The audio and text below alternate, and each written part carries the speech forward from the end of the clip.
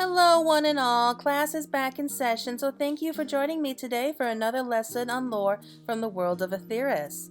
Last week we learned a lot about the Paladin, who are gifted in not just sword wielding, but also a special brand of magical arts. Some may refer to it as sacred or holy magic, but oftentimes it is referred to simply as white magic. So how about we look more into another job that can use white magic like that? And of course, I'm speaking of none other than the White Mage.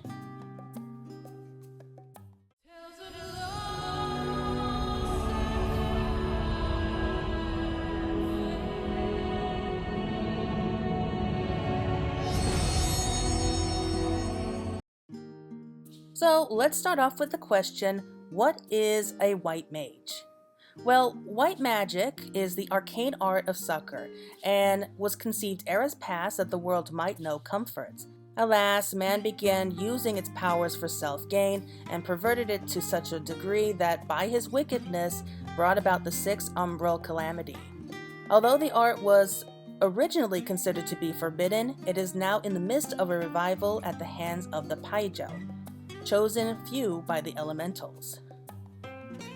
The mages of Amdapor devised the arcane art of white magic back during the 5th astral era to counter the destructive black magic of Machi sorcerers. Focusing upon spells of restoration and purification, the practice of white magic led to great advancements in Amdapori society. Intoxicated by their newfound power, however, the Magi surrendered prudence to ambition. In their lust to create ever more potent magics to wield in the infamous War of the Magi, the clash of these energies upset the balance of nature. The warped ether manifested as a great flood, and the realm was drowned out by the sixth umbral calamity. Both cities of Mach and Amdapor were lost, and the magics that brought about this catastrophe were considered to be dangerous and forbidden. The ruins of Amdapor were swallowed by the forests, and the city and its secrets concealed by the elementals of the Twelveswood, and it would be another 1,000 years before the art of white magic once more saw the light of day. Some 500 years ago, however, the elementals finally relented and allowed the legacy of the Amdapori Magi to be wielded by a chosen few, the Paijel.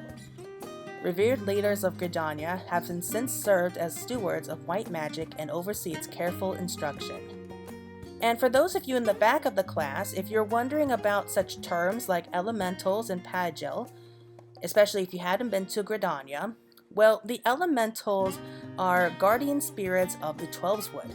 Their bodies are comprised entirely of ether, and these entities are nevertheless possessed of an intelligence and intent that can be sensed by those blessed with preternatural awareness. The elementals perceive the ether-draining nature of white magic as a direct threat to their existence, and for centuries did they seek to prevent its secrets from re-entering the world. As for Paijel, they're youthful and long-lived, but not a race unto themselves, but rather they are born very rarely into certain Huron families in the Twelveswood. The process of aging slows to a crawl as they approach puberty, and they are naturally attuned to the whispers of the forest. These horned, childlike beings serve as a living link between man and elemental, and have a long history as the region's healers and protectors, and are seen as the chosen of the elementals in the use of white magic. At this point in time, there are 4 known healing jobs, and they are divided between barrier healers and pure healers. White Mage is one of 2 pure healers with high potency healing magics and are able to heal both over time and even up to full health instantly. And while they do have a few offensive spells in their repertoire, they are often seen best as the strong healers and protectors of the group.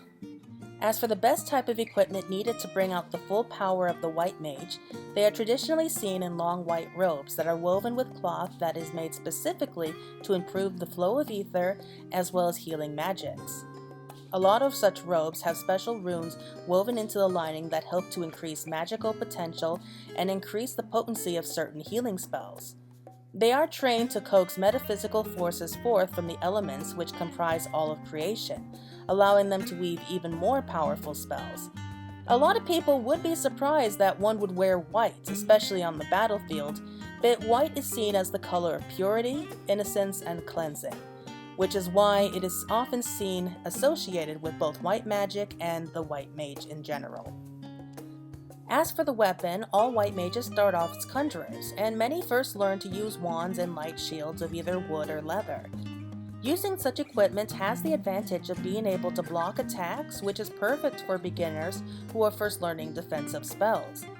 But eventually they are encouraged to use canes and staffs, for not only is the two-handed cane easier for use in the more advanced spells and powerful casting, white mages have learned enough by that point that they don't need to worry about splitting their attention between magic and defense.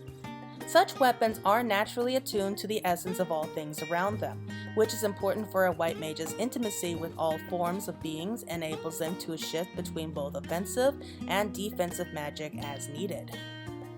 So let's go ahead and have a look at a few tricks of the trade involving the most iconic abilities that the white mage is able to use, starting off with the Limit Break, Pulse of Life. Drawing upon the ethereal reserves of every ally present, this potent incantation blossoms outward from the white mage in a powerful cloud of healing magics. The spell channels pure life force from the caster, reviving and restoring even those who have succumbed to fatal injury. But we also have other abilities such as Benediction. The beneficiary of the spell is instantaneously cured of all wounds. Rather than exhaust the caster's own mana, Benediction gathers ambient ether and releases it in a single concentrated burst of healing. Holy. This incandescent blast of purifying energies was devised by the white mages of Amdapur to combat the void scent service of Machi sorcerers. The battlefields of the War of the Magi were often illuminated by the spell's distinctive explosions. And Asylum. Drawn upon the ambient ether, this spell weaves a shimmering dome of restorative power within which even the most grievous of injuries will knit and heal.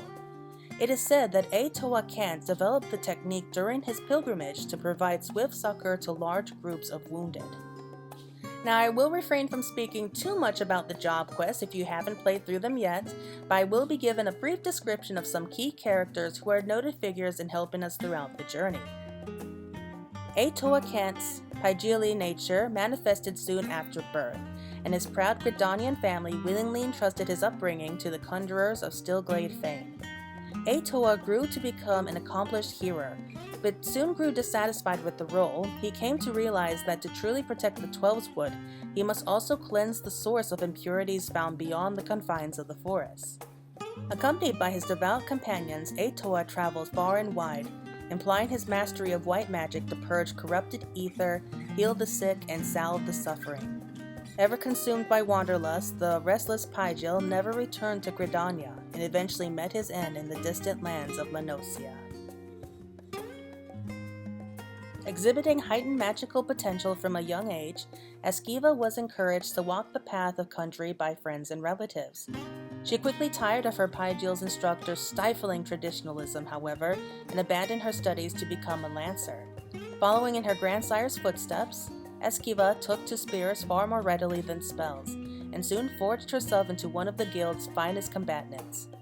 Esquiva's grandfather had been a follower of Toa Kant, and even after the Pygil's passing, he continued to serve as a sentio at one of the great mages' places of rest. Once old age claimed her grandsire, Esquiva would volunteer to shoulder his solemn duty. As for the journey to becoming a white mage, the best way to do that would be to head to Gridania and enlist in the Conjurer's Guild. There, under the strict teachings of your teachers, will you be able to tune yourself to the forces of nature. Those especially proficient at this may even be able to train as far as to hear what the elementals are saying, and prove that they can become hearers and serve the elementals in their own right. Once that happens, then they may see fit to grant you with the knowledge necessary to grow even further to become full-fledged white mages. However, just as how black magic was what started the War of the Magi, it was the misuse of white magic that caused the end of the war as well as the Sixth Umbral Calamity. So one must always be wary not to misuse such powerful healing arts, for even the gift of healing can end catastrophically. And that will be it for right now. Thank you all for joining me today for this lesson on the lore of the White Mage, and even a little bit of history in there for the War of the Magi, which I will be covering very soon, at least I hope so. Healing can be very difficult, especially when you first come to Eorzea, but thankfully the teachers in the Black Shroud are going to be there to show you the path needed to be able to survive in such a dangerous world. So if you are given the chance to bring salvation to others, don't be afraid to hear what nature has to tell you. Well, I do hope that you're all looking forward to the next lesson, which once again will be a surprise. So until next time, everyone, class dismissed.